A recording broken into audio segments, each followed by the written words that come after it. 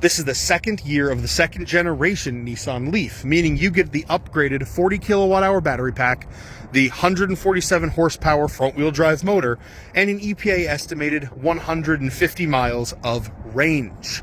Very minimal battery degradation on this particular car because it's got less than 48,000 miles, and we were lucky enough to buy it from its second owner. They got it as a certified pre-owned with extended warranties on it, so it's been pretty well kept up on and taken care of because of that. Actually, speaking of warranties, this still falls under the 8-year, 100,000-mile Nissan battery warranty, so little extra peace of mind there. And as for the maintenance, Carfax maintenance history on this one is good. I mean, you can see that they've had servicing done consistently, even the big 30,000-mile service, doing all the fluids and everything. And about a year and a half ago, it got 4 fresh tires on it, and they've got between 8 and 10,000 miles on them. So this thing is definitely good to go for quite a few more.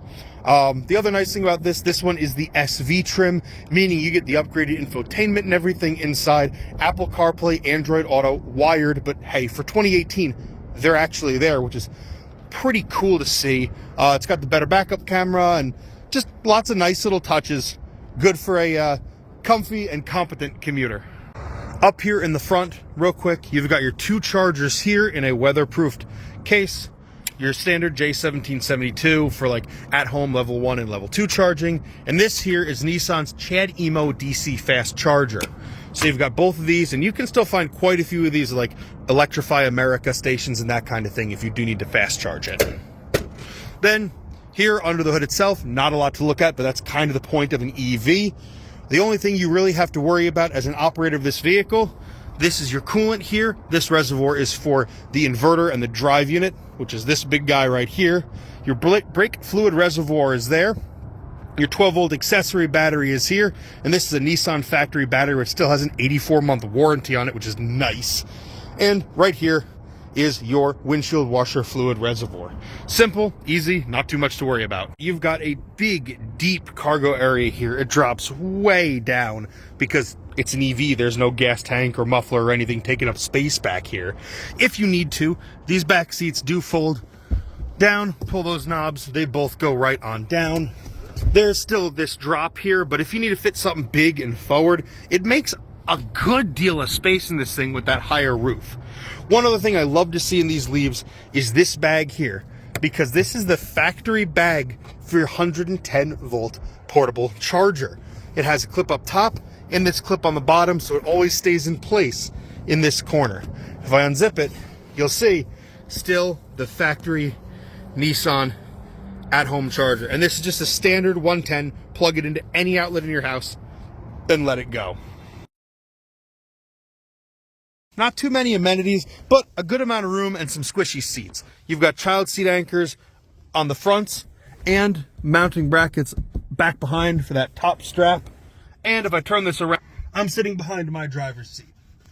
I'm 6'1", 260 something pounds, so I'm not a small dude, but I've got headroom, I've got knee room, I've got gut room. You'll fit. Here's everything you're gonna want to know and interact with sitting in the driver's seat of the Leaf.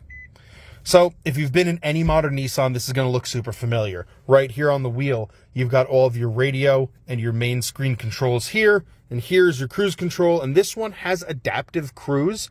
So it'll maintain following distance, and it'll even brake all the way down to 0 miles an hour for you. But no lane keep, so you still got to steer. Here in the center is the main infotainment.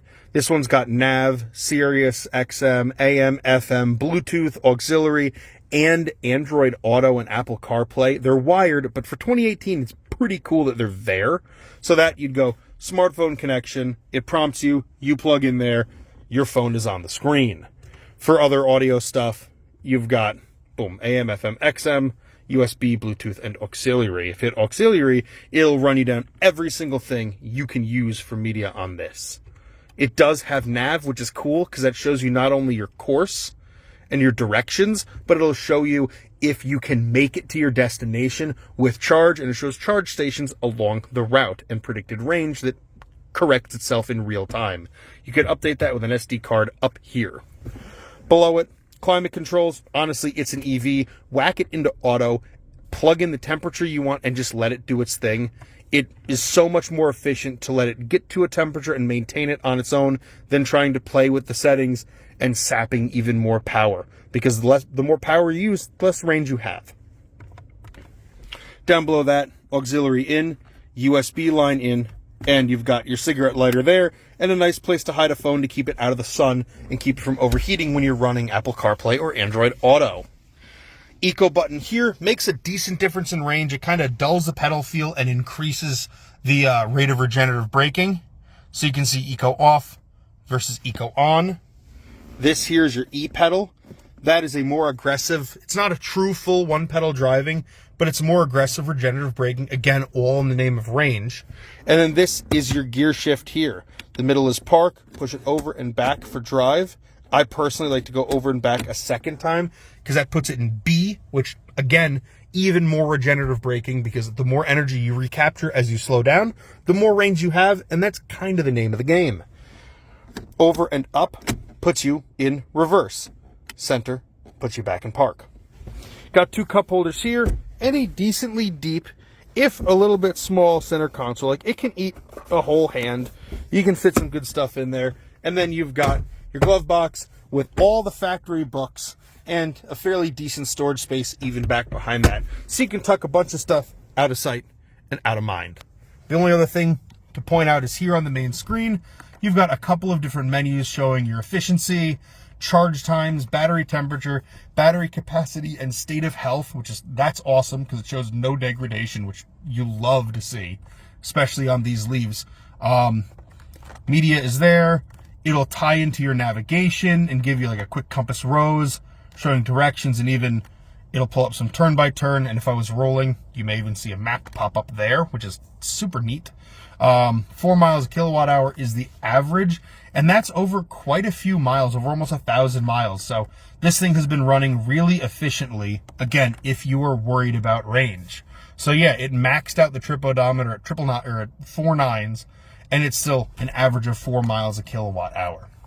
You've got all of your settings in here, which I won't run you through them. You can look through them yourself, but you can customize a lot on these. Let's go for a drive quick. Run through the parking garage, windows open, let you listen to everything. Only noise you really hear is the whine of the motor, and since we're under 20 miles an hour, the speaker making noise outside the car to alert pedestrians of our presence. But I'll shut my mouth so you can open your ears.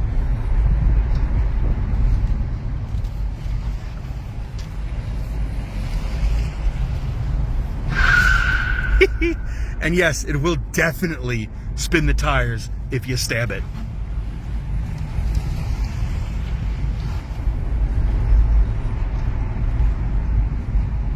And regen pulling us all the way back down to 0 with no brake pedal use at all. Show you how quiet this thing is on some more like urban or city streets here.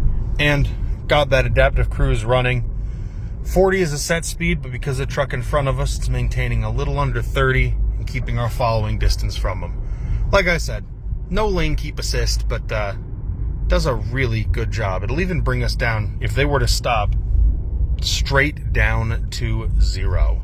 So a nice, comfortable, quiet place to be with just enough safety features where you don't have to worry about too terribly much running this thing around town or out on the highway. Commute involves some highway. Let's get onto I-10 here.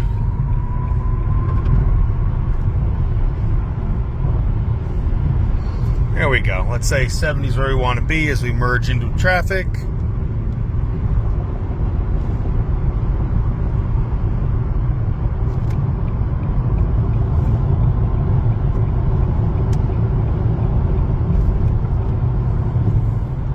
Let's go ahead and set that adaptive cruise, and now we can just sit back, keep ourselves in our lane, and let it do its thing.